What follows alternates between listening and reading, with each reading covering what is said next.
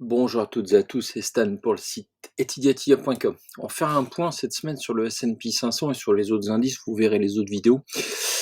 J'hésitais sincèrement à vous faire une vidéo la semaine dernière, le week-end dernier, parce que j'avais envie de vous dire que tous les ingrédients sont prêts pour la baisse. Mais mon argumentation était insuffisante, c'est-à-dire que il n'y avait rien de particulier dans les volumes.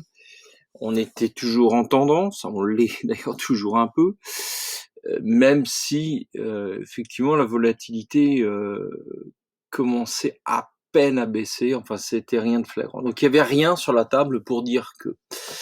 On a passé cette semaine à ne strictement rien faire.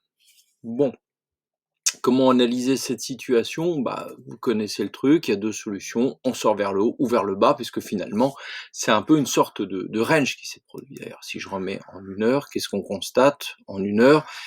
C'est qu'on a rangé. Hein, on fait un range à plat et un range, vous savez comment ça se passe, vous pourrez aller voir les formations sur etidia.com, on en sort vers le haut ou vers le bas. Et gare aux fausses sorties, parce que les fausses sorties dans une hésitation, ça peut très très vite arriver. Par exemple ici, là, on aurait très bien pu conclure à 20h le 23 avril qu'on sortait vers le haut parce que d'un chouïa on est sorti, mais c'est pas assez flagrant. Hein. Donc moi je pense que mon hypothèse c'est que on va rebaisser, on va dire jusqu'à 3930 dans ces eaux-là, avant de reprendre une décision. Hein. Je vois pas trop le marché grimper, mais ça peut se produire. En tout état de cause, ce qui me plairait bien pour la semaine prochaine, c'est qu'on ait une décision très franche, un sens ou dans l'autre. Quand je dis une décision très franche sur un indice, c'est une variation journalière de plus de 2%. 1% c'est significatif, 2% c'est très clair, c'est très net, c'est plus, voilà, on sait où on va. Je pense quand même que là, les résultats sont passés, on est monté quand même très haut. Du plus bas, on a fait le double depuis le coronavirus. C'est beaucoup. C'est beaucoup. Si je remets la trajectoire, je ne cesse de le répéter.